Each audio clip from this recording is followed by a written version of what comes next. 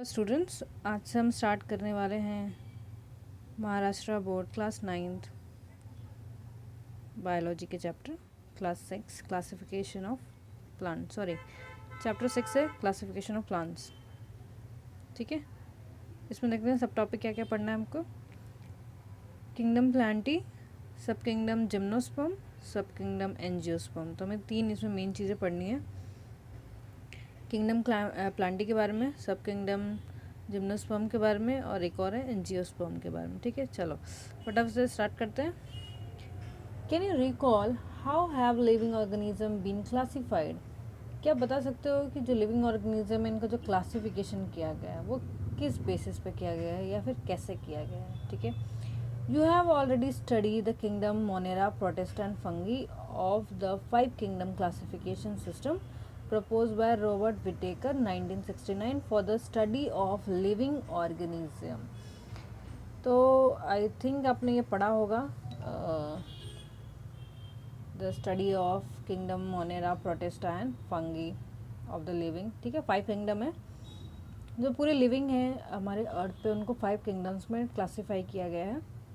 पहला है Monera, second है प्रोटिस्टा, थर्ड है फंगी, फोर्थ आता है प्लांटी और फिफ्थ आता है एनिमिलिया। ठीक है, और ये किया किसने था? रॉबर्ट विटेकर, एक साइंटिस्ट थे, उन्होंने 1969 में ये काम किया था। ठीक है, क्लासिफिकेशन करने का, इसलिए, और इसमें 5 किंगडम है इसलिए इसको 5 किंगडम ऑफ क्लासिफिकेशन बोलते हैं। What are the hidden secret of the kingdom plantae which impart this green freshness to our surrounding? ठीक है, तो अब ये बेसिकली जो चैप्टर है ना वो प्लांट से रिलेटेड है, प्लांट किंगडम के ऊपर है।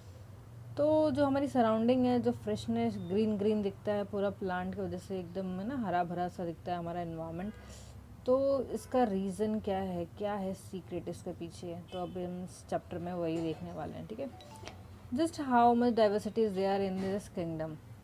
जो प्लांट किंगडम में क्या डाइवर्सिटी है, कितने टाइप्स के आपको प्लांट मिलेंगे या फिर सारे प्लांट्स हैं, क्या है, ये सारी चीज़ें हम इस चैप्टर में पढ़ने वाले हैं। Okay, now come on this, आपको लेफ्ट हैंड साइड में, राइट हैंड साइड में आपको एक चार्ट दिख रहा है, तो थोड़ा सा इसको देख लेते हैं। जो लिविंग ऑर्गेनिज्म है इसको सेल के बेसिस पे डिवाइड किया गया है। 2 तरह के सेल होते हैं, prokaryotic cell and eukaryotic cell. Prokaryotic जो है वो मोनेरा है। ठीक है, ये एक्चुअली क्या है कि जो क्लासिफिकेशन जो विटेकर ने किया था 1969 में, उसके किस बेसिस पे किया है वो थोड़ा सा आपको एक ब्रीफ इंट्रोडक्शन ये दे रहे हैं ब्रीफली। तो लिविंग ऑर्गेनिज्म जो है वो 2 तरह के सेल होते हैं, एक प्रोकैरियोटिक होता है, एक यूकैरियोटिक। प्रोकैरियोटिक जो है बहुत ही प्रिमिटिव टाइप का सेल है, मतलब कि उसमें बहुत ज़्यादा सेल ऑर्गेनल्स नहीं होते हैं, बहुत ही लिमिटेड फंक्शन करता है वो। ठीक है, तो जो भी ऑर्गेनिज्म जिनके पास प्रोकैरियोटिक सेल है वो मोनेरा है, तो उसमें ठीक वो मोनेरा में रखे गए। वो सारे ऑर्गेनिज्म जिनका जो सेल है वो कैसा है? प्रोकैरियोटिक है, बहुत ही प्रिमिटिव टाइप का है। ठीक है, तो वो आपके मोनेरा किंगडम में रख दिए गए। यानी आप ये कह सकते हो कि मोनेरा किंगडम में जितने भी लिविंग आते हैं वो कैसे होते हैं? उनके पास प्रोकैरियोटिक सेल होते हैं। सेकेंड है अब यूकैरियोटिक। यूकैरियोटिक में आपके 2 तरह के लिविंग आते हैं, एक वो जो यूनिसेलुलर है और एक वो जो मल्टी सेलुलर है। ठीक है, सो जिस ऑर्गेनिज्म के पास यूकैरियोटिक सेल है, अच्छा एडवांस वाला सेल है, बट सिंगल सेल है, वो यूनिसेलुलर है, एक ही सेल का बना हुआ है, एक ही सेल है बट कैसा है वो? यूकैरियोटिक है। तो उन सारे ऑर्गेनिज्म को रख दिया गया प्रोटिस्टा के ग्रुप में। आई होप आप ये समझ पा रहे होगे। हाँ, सो यूनिसेलुलर और यूकैरियोटिक जिनके हैं सेल, तो वो आ गए सेकेंड ग्रुप में, दैट इज प्रोटिस्टा। थर्ड आपका आता है जो मल्टी सेलुलर है, वो ऑर्गेनिज्म जो यूकैरियोटिक है और मल्टी सेलुलर जिनके पास मोर देन 1 सेल है। उसमें भी 2 चीज़ में डिवाइड किया गया, एक वो जो कि विद सेल वॉल है और दूसरे वो जो कि विदाउट सेल वॉल है। तो मल्टी सेलुलर ऑर्गेनिज्म जिसके बहुत सारे सेल हैं और यूकैरियोटिक सेल है बट उसके पास सेल वॉल नहीं है, तो जिनके पास सेल वॉल नहीं है उनको एनिमल किंगडम में डाल दिया गया। ठीक है, और वो ऑर्गेनिज्म जो मल्टी सेलुलर हैं, यूकैरियोटिक सेल है उनके सारे, उनको लेके और उनके पास सेल वॉल भी है, तो उनको डाल दिया गया आपके प्लांट किंगडम में।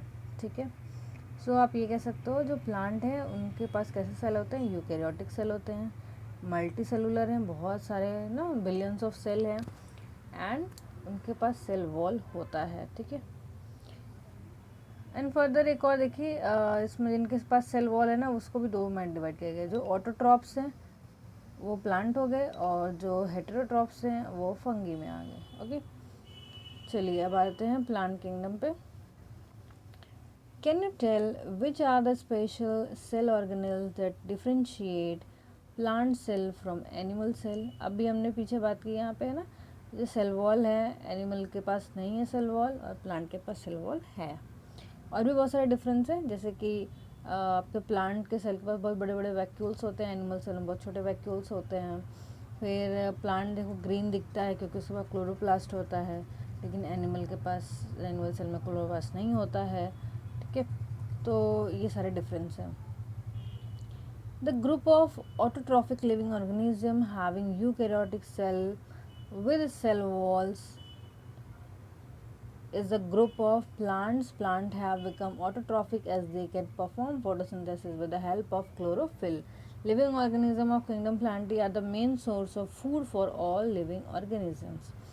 तो जो group of autotrophic living organism है, ठीक है, जितने भी ऑटोट्रॉफिक यानी कि जो खुद से अपना खाना बनाने वाले लिविंग ऑर्गेनिज्म है, उनके पास यूकैरियोटिक सेल है विद सेल वॉल्स, ठीक है। वो सारे लिविंग ऑर्गेनिज्म जिनके सेल में सेल वॉल है, जिनका सेल का टाइप कैसा, यूकैरियोटिक सेल का, यूकैरियोटिक सेल्स हैं, और वो ऑटोट्रॉफिक है यानी अपना फूड खुद बनाते हैं। ऐसे लिविंग ऑर्गेनिज्म को किस ग्रुप में रखा गया? प्लांट ग्रुप में, ठीक है। Plants have become autotrophic as they can perform, और इनको ऑटोट्रॉफिक क्यों कहते हैं? Because they are able to make their own food. Own food का मतलब वो खुद के ग्लूकोज खुद ही बनाते हैं, ठीक है। हम जो लिविंग है, हम जो ह्यूमन है, हम अपना ग्लूकोज खुद नहीं बना पाते।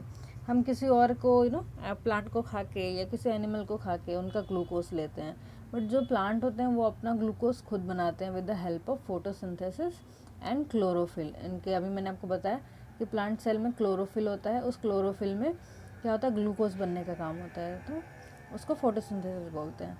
Living organism of kingdom plantae are the main source of food for all living organism. Earth पे जितने भी लिविंग ऑर्गेनिज्म हैं वो सब किस पर डिपेंड होते हैं?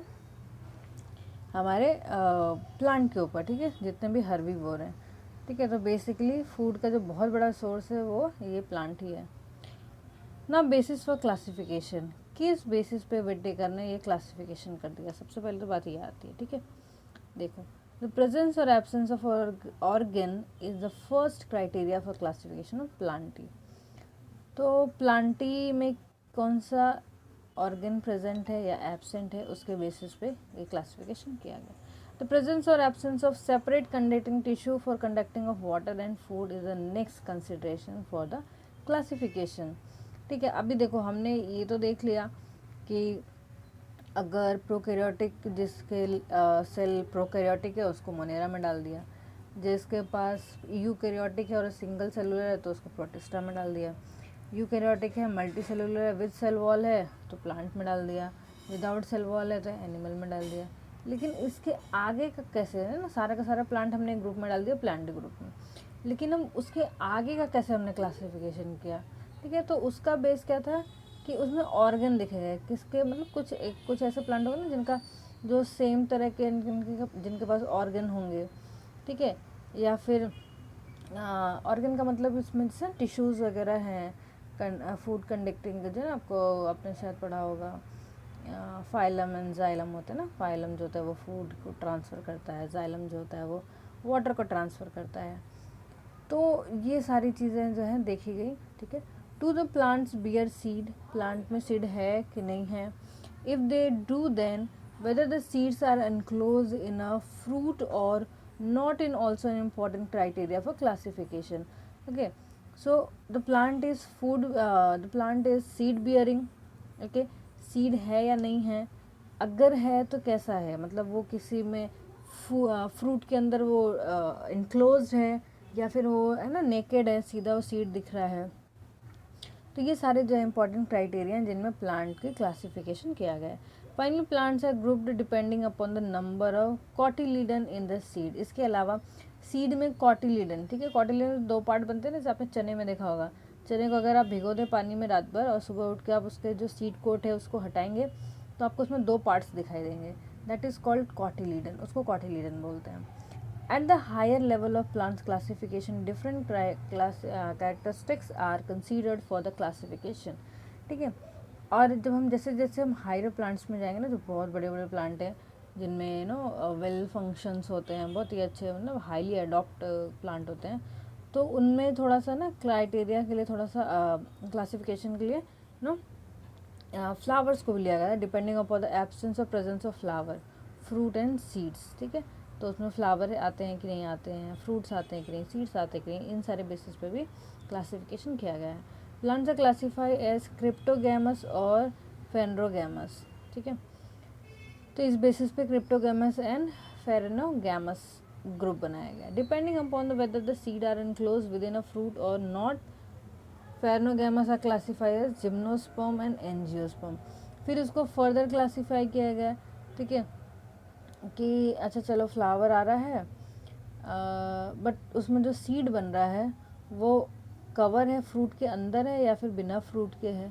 तो अगर फ्रूट के साथ होगा यानी फ्रूट के अंदर होगा तो उसको एंजियोस्पर्म बोला गया. अगर बिना फ्रूट के सीधा सीड दिख रहा है, नेकेड है सीड, तो वो जिम्नोस्पर्म हो जाता है.